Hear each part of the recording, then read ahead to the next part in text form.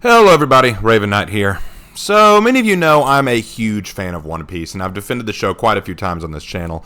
It seems that once again I need to step up to the mat and defend one of my favorite anime, but this time it's from a channel I did not expect to have to defend it from. JelloApocalypse is actually a channel I really liked. This is basically a series where they humorously summarize games, shows, and media through excellent animation and witty jokes was something I greatly enjoyed. Their Genshin Impact and My Hero Academia episodes being some of my favorites. So when I was told that they did a video on One Piece recently, I was honestly kind of excited. Though I love One Piece, it's definitely a show easy to make fun of. I can think of plenty of things to tease about it, from its pacing to its wacky powers, or just the fact it's lasted so unbelievably long, or that it's so hard to get into. I mean, it's a goldmine for satire and joking. But this video, as I watched it, started to feel less like jovial jesting and more mean-spirited and abusive. But don't take my word for it. Let's change out my avatar real quick. There we go, and I'll show you what bothered me about this video. Let's get into it. Old Peas is the story of Loosey Goosey. He plays things fast and loose, but he got too loose and now he's all wiggly. He's made of rubber. How did that happen? Yo, the government has been lying to you. Our true history is written on magic Legos. The gum fruit isn't real. There are weasels on the moon. Cast away your shackles, my brothers, and rise! Rise! Now, see, this is what I was hoping for. This opening joke is honestly very funny. It ties into the absurdity of the plot of One Piece and tells it in the style of a tinfoil hat conspiracy theory scene that adds to the goofiness. Seeing this opening actually made me laugh, so I was honestly excited about this, but let's see if it maintains that tone. It's the great age of pirates. A pirate is defined as anyone who sails a boat. And Loosey Goosey's gonna be king of them all. To do that, he needs to conquer the Grand Line, an inaccessible ocean that you can easily leave and come back to. I mean, if you need to. If you forgot your keys or something, it's not a big deal. You can just come right back in there. Again, this tone is good, and the joke about a pirate is anyone with a boat made me laugh, so honestly, that was funny. However, just to be clear, it's not quite that simple to get out of the Grand Line and just go back in whenever, especially during the early portion of One Piece, but that's just nitpicking on my part. I get the joke, it's funny, comedy's still good. People on the Grand Line have the power of devil fruits, fueled by the dreams of what humanity could be. You know those dreams we all got. I want to wear someone like a jacket. I want to squeeze a person until milk comes out. I want to gain weight. I also want to gain weight, but in a more useless way. I hope nobody notices we have the exact same powers. I actually laughed again here. It's true, there are various devil fruits that seem incredibly similar to others, like the kilo fruit power versus the ton fruit power, both of which can alter the user's weight. And yeah, I do find the explanation of devil fruits by Vegapunk kind of funny. Vegapunk hypothesized that devil fruits hold the inward desire of humanity to achieve their dreams, granting us powers we've always secretly wanted to have. But that's kind of funny when you look at some of the powers you see. So again, I got no problems here. This is funny. There are dozens of devil fruits, each with different powers that make them all distinct. Asterisk. Parameciums are silly boys that turn you into a sinky, stinky weirdo. Loogie Froogies give you control over an element. You can squoogle your body to avoid attacks and also generate something, which Parameciums can't do. Except for the ones that can. Those are called special Parameciums, which can also be spelled like this. And then there's furries. But they're ugly. Okay, I laughed at the special Paramecia portion because I've always thought the same thing. Some Paramecia type do seem very similar to Logia, like Katakuri, but the Zoan portion seems a little unfair. I mean, you're showing Minotauros, who is meant to look ugly. Why not show characters like Lucci, or Chopper, or Marco? None of them look ugly, at least to the majority of the audience. With such varied powers, Old Peas is pretty wacky. Which is to say, most fights are just two people whacking each other until one of them decides to fall down. I swear some of these are good. Him and Usopp are a Robin fight. What do you mean Robin doesn't get any fights? She's like the strongest character. Oh. And it's about here I started to see a few problems. Firstly, that seems incredibly simplistic to just say most fights boil down to characters hitting each other until one falls down. Well, yeah, I could sum up a lot of fights like that. Naruto fights are just two guys hitting each other until one falls down. Dragon Ball Z is just two guys hitting each other until one is vaporized. Boxing is just hitting each other until one of the other fighters falls down. Football is just running with a ball until someone crosses the end zone. All conflict and action, surprisingly, when simplified, sounds way more boring than it actually is.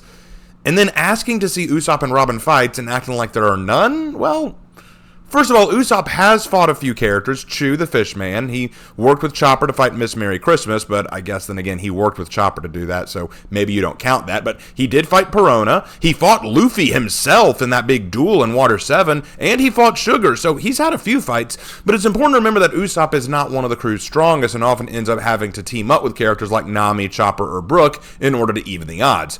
Robin, meanwhile, she had her fights too. She fought Pell before even joining the crew. She fought Yama and Skypiea. She fought Treble and Sugar. She fought Hakuba, and most recently, she fought and destroyed Black Maria and Wano. I'll drag you straight to my house!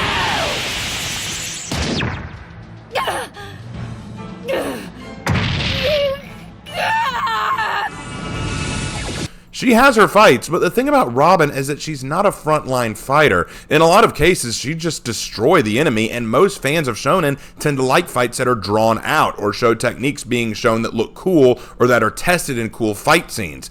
You can show her using her powers for espionage, for circumventing enemies, or for gaining an edge for her crew, but she can't always be put in a super killer combo or tank incredibly deadly attacks. It has nothing to do with sexism. It's more the fact that her powers could one-shot most enemies, and most fans don't want to see an enemy get one-shot. They want to see drawn-out fights.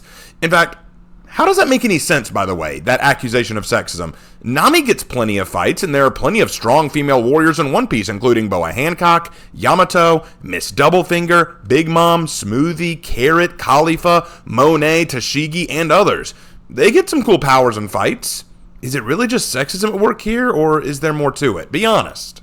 Come aboard and bring a long chapter count for the biggest serialized adventure manga in history, only to find that the adventure stories aren't as good as the thriller and espionage ones, and the author should probably just be writing that. Revel in excitement and watch as Lucy has to punch the bad man in order to stop the natural disaster from crashing down and destroying an island that's shaped like a circle. This is every single arc. Okay, again, simplifying the arcs down to basic Luffy punching Badman to save Island from calamity really reduces down the arc to a boring and basic premise. But to be honest, this is incredibly false. You say it's every arc? You say this is every arc, by the way? Well, okay. What about the Romance Dawn arc, where the crew is gathering together? What about Alabasta? What about Dressrosa? Innie's Lobby in Water 7? The Foxy Pirate arc? Whole Cake Island, Wano. I mean, not every arc is meant to be stopping Badman from launching a huge natural disaster to destroy an island. Some have to do with rescuing a friend, keeping a promise, defeating an overlord, stopping a tyrant. I really do wonder why you're dumbing down the arcs to such pants-poopingly stupid levels when you could easily do the same thing with any other shonen like Naruto or even My Hero Academia, which you did a video on. You could just sum up all of Naruto with follow Naruto as he fights bad guys and gives a speech to make them realize he's right and they end up losing. Or My Hero Academia with join Deku as he injures himself in all new creative ways to inexplicably beat the bad guys he's totally outclassed by. Sure, you're not wrong about any of that, but I mean, it's not that simplistic. I mean, I suppose that's a joke, though, so whatever, keep going. Sometimes Oda gets worried that the 12-year-old boys who read his boob comic don't think it's cool enough, so he decides to draw everything on fire for a few panels and then forgets about it. Seriously? Okay, you know what? Let's just use the visual. In this scene, you're showing Skypiea, Punk Hazard, and I know you call it garbage, but that's a Fishman Island arc. And only one of those is fire a big deal. That would be Punk Hazard.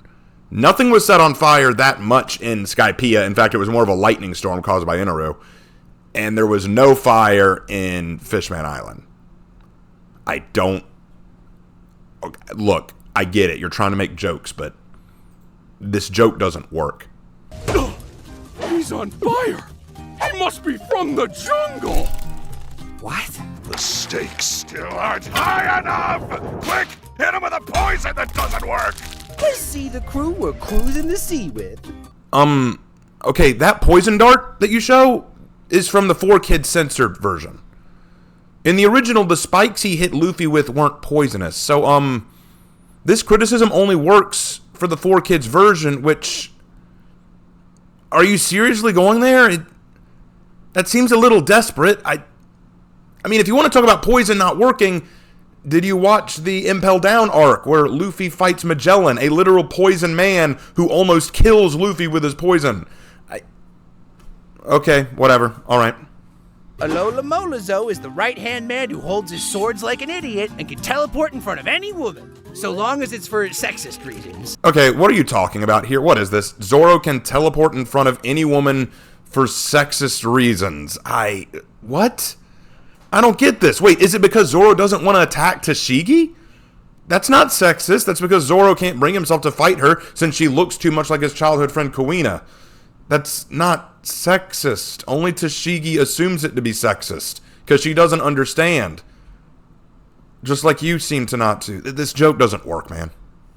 Nami is a cat burglar who gets more pussy than the rest of the crew combined. My man! Alright, firstly, why did you draw Usopp as black? Yes, I know his actor in the live action is black, but he's not in the anime, so why'd you do that? Also, Nami gets more pussy than everyone else.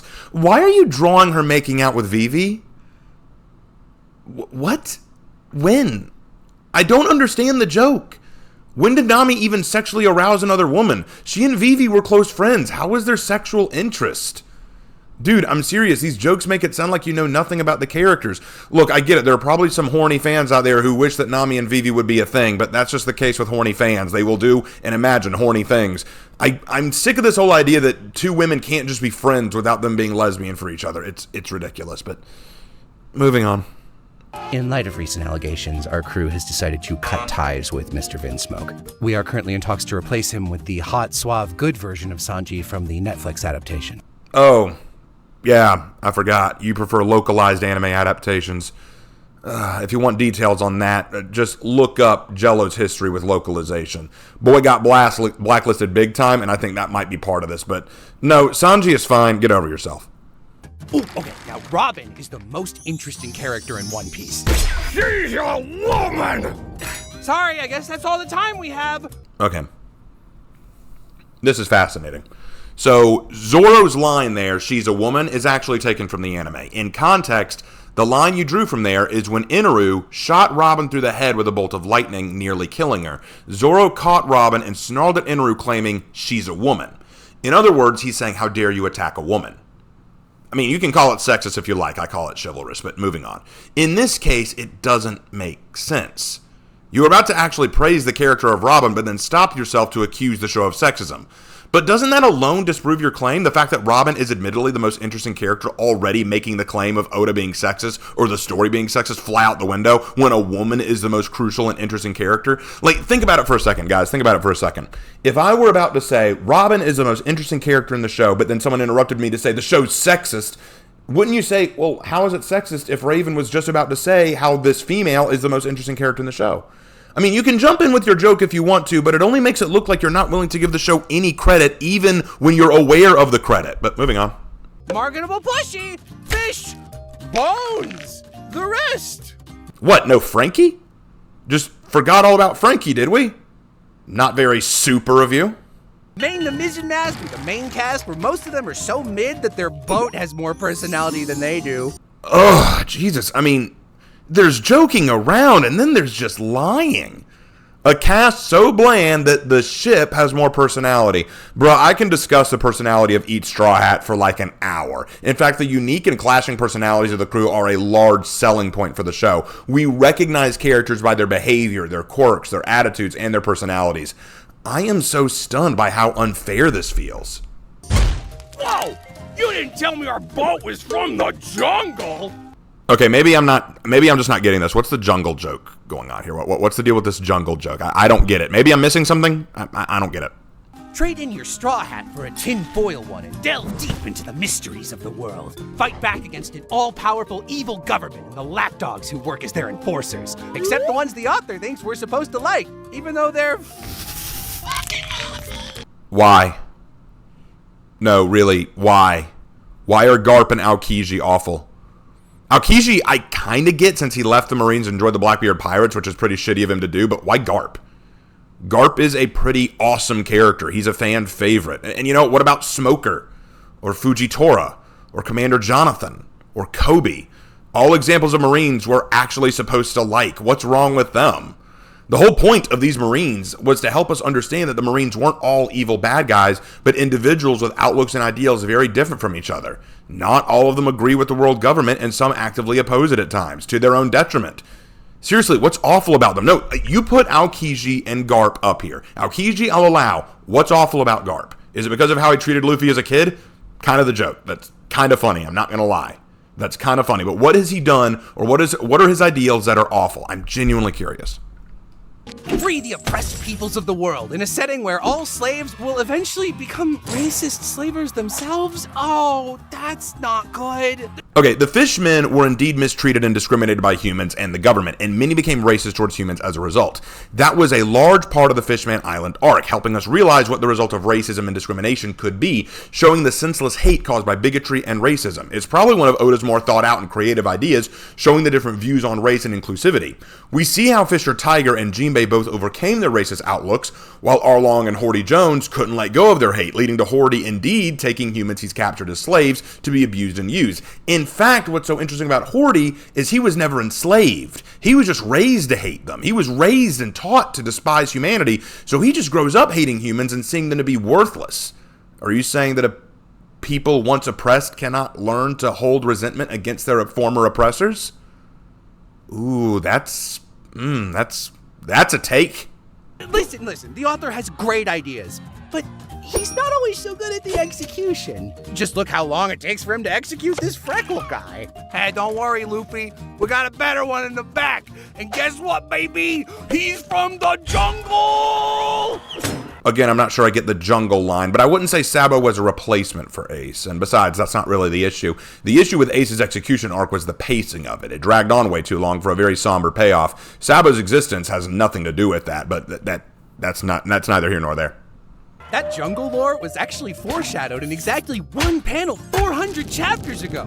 Don't you feel stupid for not noticing? Oh, don't worry. If you missed it, you can always catch... Okay, you know what, guys? I'm actually not going to listen to what he has to say here because this Wiki article fascinates me. I had to pause and read it, and I want y'all to hear this. I'm going to ignore his snark and read this Wiki page that he wrote. Want to read it with me? Tell me if this doesn't sound incredibly mean-spirited and very spiteful. Let's read it together, shall we? The cups are a series of small bowl-like objects designed to hold liquid. Every single official translation in English for the last 20 years has used the term cups, including Viz, 4Kids, Funimation, and the Netflix live-action series. However, one time in a single panel, the author, a man who does not speak English, spelled the word with 2 U's, because he is an infallible god who can do no wrong. This wiki has elected to ignore common sense and 2 decades of professional translation and will spell the word with 2 U's until the end of days, or until the author spells it a different way later, which he does sometimes. This behavior is not at all cultish. Yeah. The jokes have ended. The mean-spirited bashing has begun. In fact, let's keep going. Let's allow him to scroll down. Up on the lore by skimming a fan wiki that insists on spelling every proper noun wrong. So, cups, let's keep reading this. Coops, as we'll call them, were among the items that the Straw Hat Pirates and Princess Nefertari Vivi used in the Arabasta Kingdom. What do you mean it's meant to be named after alabaster, the type of sculpting stone that was famously used in ancient desert kingdoms, just like Vivi's homeland? I'm absolutely sure Arabasta is spelled with an R. Coops were also used at Leverly. Okay, shut up, don't. I see that look on your face. We're calling it Leverly. I know it sounds stupid, okay? But one time Oda-sensei spelled it Leverly, and I want to suck his dick. So, this is incredibly mean-spirited, and it's incredibly harsh to the creators of the Wikipedia, to Oda himself, and to the fan base as a whole. This is not just criticism. This isn't just satire. This is actually an insult. This feels very mean. This feels like he's trying his hardest to bash people who love the franchise and the people who work on this Wikipedia page. So I'll be honest, this is a I'll call it what it is. This is disgusting. This is actually disgusting. If you guys see this as satire, if you honestly look at this and think, nah, man, this is totally fine. This is totally fair criticism and satire, please tell me where it is. I'm missing it. Like, don't just call me stupid. Tell me how this is satirical. This feels really mean-spirited. Because that's what some weebs called them back in 2001. Here, my man, let me pay you in bellies. What's that? You think these bellies and the story are both overstuffed? Pish and Shaw. Oda doesn't need editors. Old Peas has 1,100 chapters and twice as many named characters. I'm sure All of these guys are absolutely essential. How many of them could you possibly cut while telling the same story?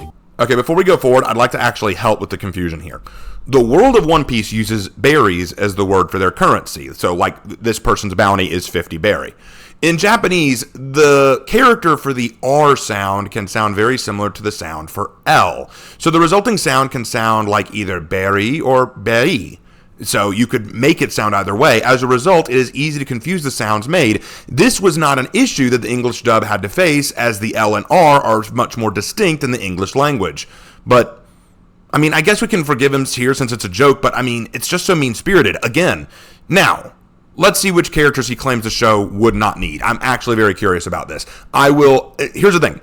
I want to specify here. I do agree. There are a lot of characters in One Piece, some of which probably are not important for the arc or important for the story, okay? But I want to make this clear. I don't think it's a problem. One of the biggest praises for the world of One Piece is its rich world building. And you can't build a really rich world without a lot of creative, colorful characters, which Oda is very good at creating. So my issue here is not whether or not there are too many characters. Like, you can make that criticism. But I want to see which characters, because some of them that I noticed are shocking. Let's take a look at these. First off, Tashigi. We don't need Tashigi.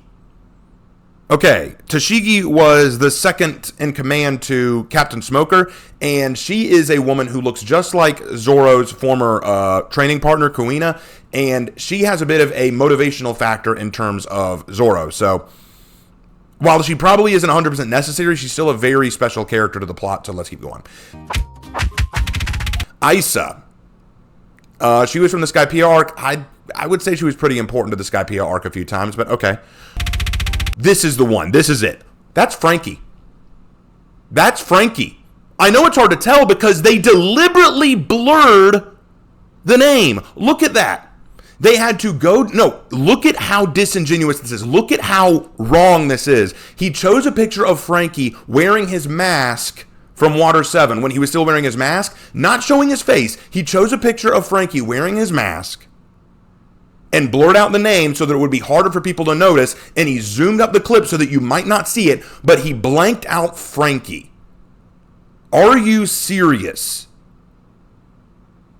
And here I thought you just forgot to mention him earlier, but now you're saying the show doesn't need Frankie. No, of course they don't. He only built the Straw Hats' new ship and joined their crew as their shipwright.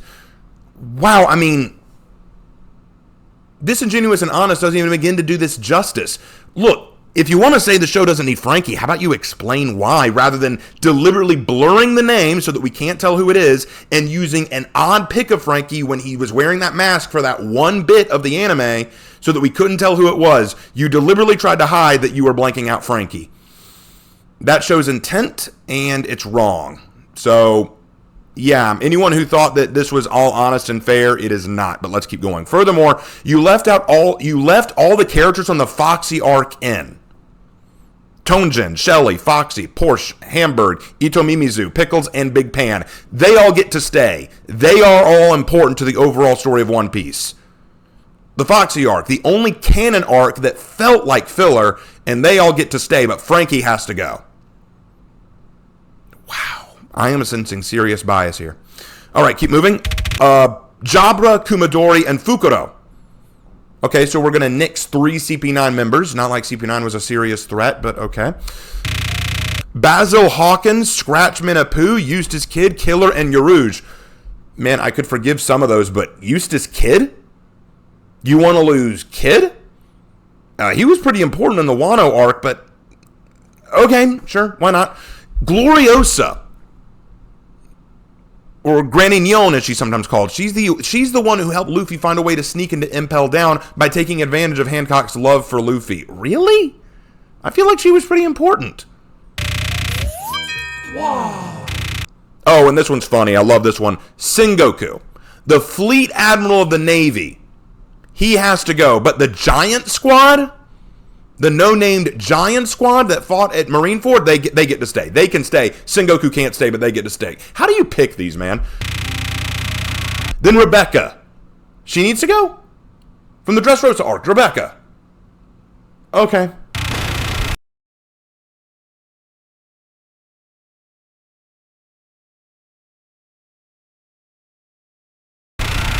Sure. And then Reiju, Sanji's sister? I don't know, dude. I think she was pretty important. She was the one who helped Sanji escape from his family in the first place. I'd say she's pretty vital. And then Yamato. Okay, you're kidding, right? What's wrong with Yamato? What's wrong with her? In fact, there's a lot of fan theories right now that she could be the next member of the Straw Hats. I don't believe it personally, but I mean, I'd like it personally. That'd be cool. Get another lady on the crew. Oh, that's at least 5 of them. But yeah, as you can see, especially with the Frankie one, which I think was the most heinous one of all, this felt weird. This felt just outright wrong. Again, I want to stress this. I agree that there are a lot of characters in One Piece that probably aren't necessary to the plot.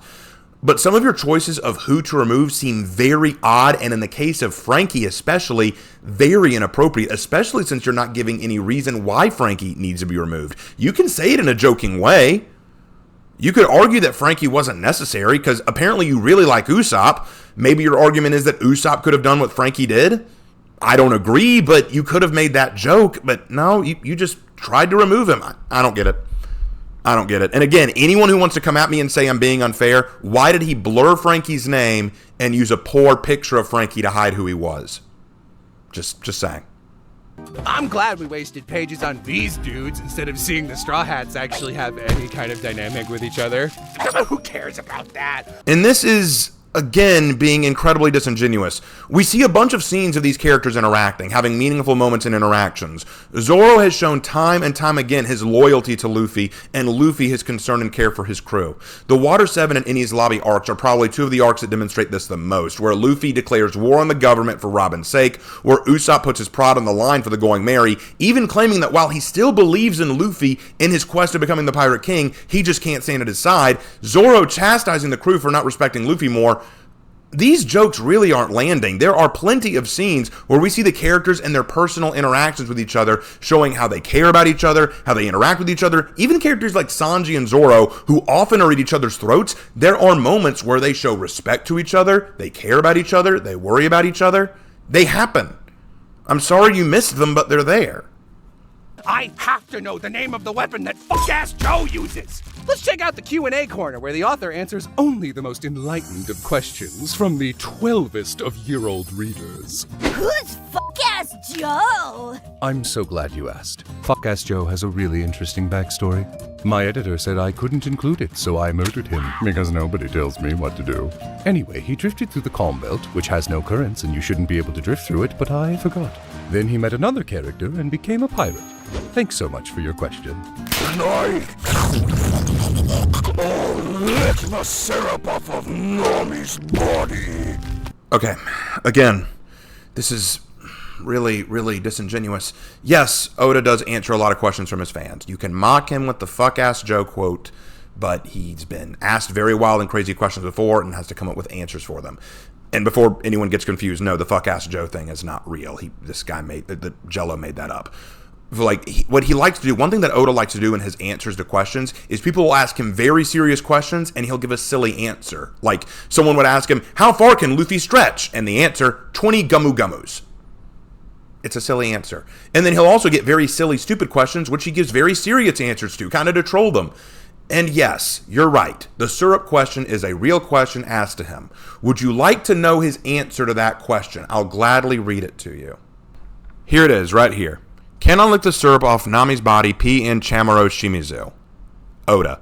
It's you again, you pervert. You keep ruining the morals of this manga, but hang on. I feel like the handwriting on this postcard is different. Did you always have such nice handwriting? You better not be an imposter. If this isn't the real Chamorro, you can go. No, you can't. Don't send me those part cards, whoever you are. In other words, he's joking around. He's trolling. He was telling him and people like him to cut it out with these, but in a very tongue-in-cheek kind of way. So again, mock it if you want to, but you're being very dishonest. Watch as breasts grow larger, negative space grows rarer, and the art gets sketchier and sketchier because the artist would literally rather kill himself than accept help from or credit any of his assistants. Don't worry, Oda is actually just being nice and making his art worse on purpose so that the anime doesn't look as bad by comparison. Is reading too quick and easy? Switch to the anime and watch as time slowdown turns this angry broccoli man's one-panel Wii into a 10-minute long piss venture. Hey, mister, this is old peas. peas, not you peas. This is simply not up to Toei's standard of quality. I know what'll fix this. That's better. I don't get the joke. Call me dumb if you want, but I don't get the joke here. Is it that Toei prefers big busty women on screen, so they trade out males for females? Well, that's certainly not true. Is it because Ivankov has the power to turn men into women? Well, Ivankov doesn't do that to this character in the anime, so I seriously don't get the joke. Yes, Ivankov has that power, but how is that relevant to the scene or the criticism you're making? Your criticism and joke is that the anime draws out unnecessarily long scenes. The joke was fine on its own, saying that this piss scene that was taken is drawn out unnecessarily long because of the anime. And that's funny. I agree. That is funny that the anime does that. Then you threw in Ivankov's gender manipulation for what reason? This feels unnecessary and like you were just fishing for more insults. And I don't even get this one. Listen, this is a very serious emotional story, but we don't want you to be sad when you read it. Remember, at the end of the day, there are no consequences to anything. Hit this bird with a nuke, he'll be fine. Put a bandage on him, he'll be fine. Okay, you know what? To be fair, I agree with this one for the most part. One of the big issues I've had with One Piece is unnecessarily bringing characters back who should have died by all accounts. It removes the stakes and drama, but you can't deny there are any dark moments or loss. I mean, Ace died. That was a soul-crushing loss in the series that everyone recognizes. Whitebeard is dead. Emu blew up an entire island for the sake of doing it. Sugar's whole power is fucked up as she can turn humans into toys and make everyone who knew them lose their memories about them ever existing. That alone is nightmare fuel. And let's not forget that Robin's whole island was decimated by the government. Brooke suffered 50 long years of isolation and sadness alone in the Florian Triangle. And Dr. Herolook blew himself up just to spare Chopper the sadness of knowing he'd poisoned him. This show can get dark. It really can. I agree that there are moments where characters survive that really shouldn't, and I would question Oda about that. But honestly, there are plenty of dark moments in this. Abandon your children for inexcusably selfish reasons? Don't worry. They'll always love you no matter what. And that's why you should take care of yourself. And not work yourself so hard that your coworkers have to force you to get surgery and to sleep. They all care about you. Your daughters care about you, Oda. You know what you can do to show them that you care about them? Oh. Sexualize another child their age? No, Oda. That's wrong. Oh. Younger? Kill it! No. And it's here that I genuinely think that a line was crossed. Look, it's one thing to mock an art form. And it's one thing to even tease a creator. But to drag Oda's family and mental health into the mix was a low blow. First of all, Oda has admitted that he's getting stressed out and mentally worn down from trying to finish One Piece. It's caused him and his audience some concerns. And now mocking him and his approach to his mental health is, look, that's just disgusting. Then further accusing him of pedophilia by overly sexualizing his own family. Look, that's not satirical at that point. That is blatant ad hominem and blatantly inappropriate. I don't feel the need to explain that. Most of y'all should be able to tell. Here's the thing, guys. I want to make this clear as I wrap this up. I don't hate JelloApocalypse. In fact, I've liked a lot of his former videos. I still rewatch his Genshin Impact video, which I think is still funny. But this video did not feel funny. It did not feel like it was being fair or satirical. I didn't feel like the criticisms were really, jabbing and funny and stuff that I could go, yeah, I mean, I get it. A lot of these felt insulting. A lot of these felt like someone who did not like the anime or did not like the manga and was trying to needlessly bash it. Some people have speculated that it is because, as I mentioned earlier, Jello is being blacklisted by the anime localization community because of some behavior he took part in. I won't go into that. You can look it up yourself. I don't want to drag that out into the open. But my point being this. This was wrong. this was very wrong. Look, if you don't like One Piece, don't like One Piece. I get it. There's things not to like about it. And if someone told me, hey, Raven, I just don't really care for One Piece, fine. You don't have to care for it. I get it. It's not for everyone. There are some people who just are not going to like it, and that's cool. I like it, and I'll be happy to talk about some of the reasons why I like it. And I'd be happy to hear reasons other people say they don't like it. And people can have very good reasons not to like it. It's too long. Some of the powers just feel too silly. They feel like there aren't enough good stakes, you know? Like, they feel like the animation and the anime is kind of wonky. They just don't want to get into something that could take forever to really get going, you know? Like, I get some of the reasons. Even people who say they feel like some of the female characters are too sexualized. While I would disagree, I'll accept that. But I really do feel like this was a mean-spirited attack at Oda and his creation. Which, look, criticize if you want, but this wasn't criticism. This was mean. And I know that sounds very kindergarten and juvenile. It was, but there's no other word for it. It was just mean, harsh, disingenuous, willfully dismissal. And like I said, in some cases, actually trying to really just hurt Oda. So, this one does not win. This is a real miss of a video.